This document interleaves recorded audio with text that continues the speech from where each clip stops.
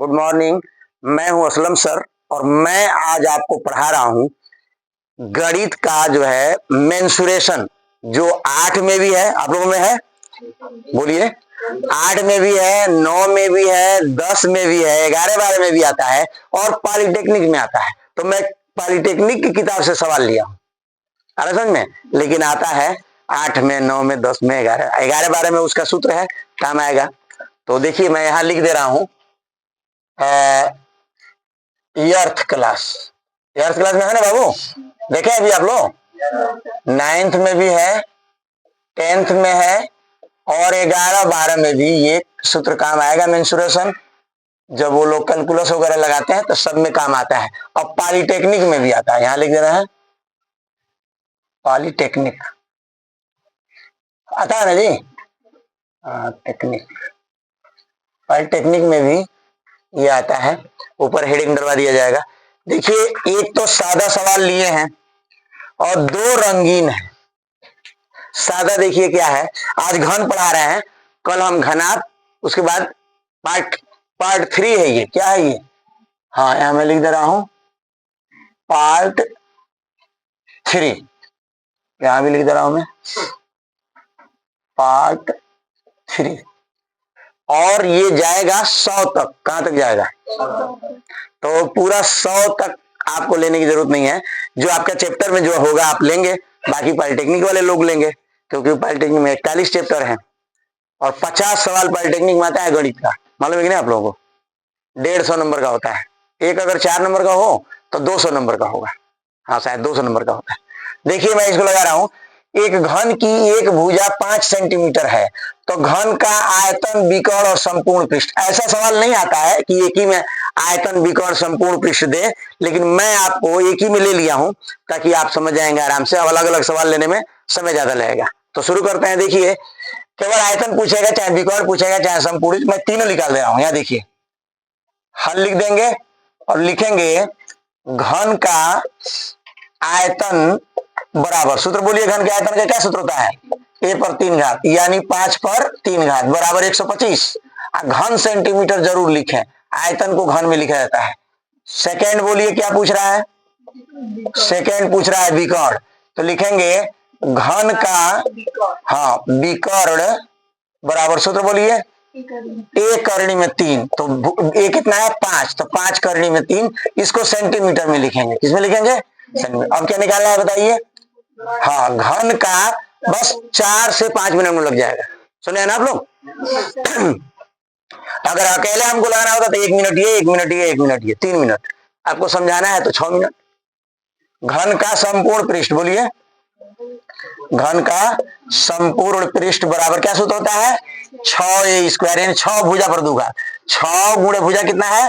5 गुणे 5, गुणा कर दिए 25 25 छके 150। इसको वर्ग सेंटीमीटर में लिखेंगे। किसमें लिखेंगे? गुणा देख लीजिएगा, सही है? चलिए घन का, अब ये दूसरा सवाल देखिए, ये सादा सवाल था बिल्कुल, और ये फिक्स है कि आता है 1 नंबर में। एक दिया था पहले ही सवाल, इसमें दिया है कि एक घन की एक भुजा 6 सेंटीमीटर है, तो उसका विकर्ण बताइए, तो 6 करनी में 3। उसी तरह से ये देखिए, एक घन का आयतन 1331 घन सेंटीमीटर है, तो उसका संपूर्ण पृष्ठ ज्ञात कीजिए। सर आयतन से संपूर्ण पृष्ठ नहीं निकलता है, ये रंगीन सवाल है। आयतन से पहले भुजा निकालेंगे। क्या निकालेंगे? भुजा। आप समझ लीजिए, बाद में उतार लीजिएगा, पहले समझ लीजिए। पेन बंद कर दीजिए, समझ लीजिए कायदे से। चलिए छोड़ दूंगा मैं इस पर, जब मिटाता हूं तब ना आपसे कहता हूं कि उतार लीजिए साथ साथ। चलिए तो हम निकालेंगे पहले भुजा। क्या निकालेंगे? भुजा। देखिए आयतन का सूत्र होता है, यहां देखिए लिख रहे हैं, घन की एक भुजा, सूत्र दिया है आपको, घन की एक भुजा। अगर नहीं सूत्र दिया है तो यहां से ले लीजिए। घन की एक भुजा बराबर आयतन का घनमूल। क्या होता है? आयतन का घनमूल। यहाँ 3 लेंगे, देंगे छोटा सा, ठीक है? तो ये हो जाएगा आपका करड़ी में 1331, यहाँ छोटा सा 3, तो इसका घनमूल होता है 11 सेंटीमीटर। क्या होगा? दूसरा तरीका इसको देख लीजिए कैसे लगाएंगे, यही बता दे रहे हैं। जैसे a पर 3 घात बराबर 1331 लिख देंगे, आगे समझ में? a बराबर हो जाएगा आपका 11 सेंटीमीटर। ऐसे भी लगाया जाता है। जैसे मन करे वैसे लगाइए। ए पर 3 घात बराबर 13 से 31, ए बराबर 11 सेंटीमीटर, दोनों घनमूल, दोनों पक्षों का घनमूल। अब क्या निकालना है इसमें, संपूर्ण पृष्ठ। तो देखिए लिखेंगे घन का, क्या लिखेंगे, घन का संपूर्ण पृष्ठ बराबर, क्या सूत्र होता है, 6a स्क्वायर बराबर 6 गुणे, कितना भुजा निकला है, 11, 11 निकला है, 11 गुणे 11, गुणा करिए, 6 गुणे 11, 11 में 121 होता है ना। अब 6 का गुणा कर लीजिए, 6 एकने 6, 6 दूनी 12, 6 एकने 6, 1 7, कितना हो गया, आंसर देख लीजिए। इसको वर्ग में लिखेंगे, किसमें लिखते हैं, हाँ, पृष्ठ को वर्ग में लिखते हैं, आयतन को घन में लिखते हैं, अब बाकी जो विकर्ण वगैरह को सेंटीमीटर में लिखते हैं, भुजा को भी सेंटीमीटर में लिखेंगे। यहाँ देखिए सेंटीमीटर लिखे हैं। एक ये भी देखिए, ये भी रंगीन सवाल है।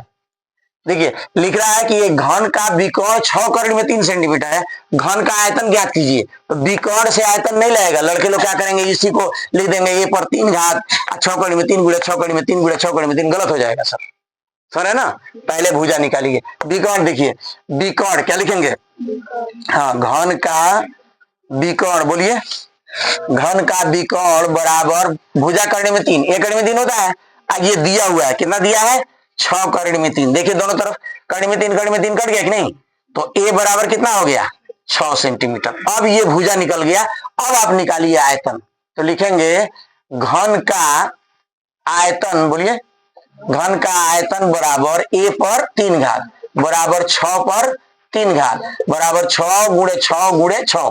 ये 8 वाले लोगों के लिए ऐसा लिखना पड़ रहा है, 9 वालों के लिए नहीं, तो अगर 10 में जो पढ़ते हैं वो लोग तो सीधे गुणा कर लेंगे। 216 होता है, कितना होता है, 216। आयतन को घन में लिखेंगे, किसमें लिखेंगे, घन सेंटीमीटर। अब इसको आप उतार लीजिए, और आप जो वीडियो से देख रहे हैं इसको स्क्रीन टच कर लीजिए, और उसको आप बाद में देखिए, 2 बार देख लीजिए इसको, ठीक है। मैं हूं असलम सर।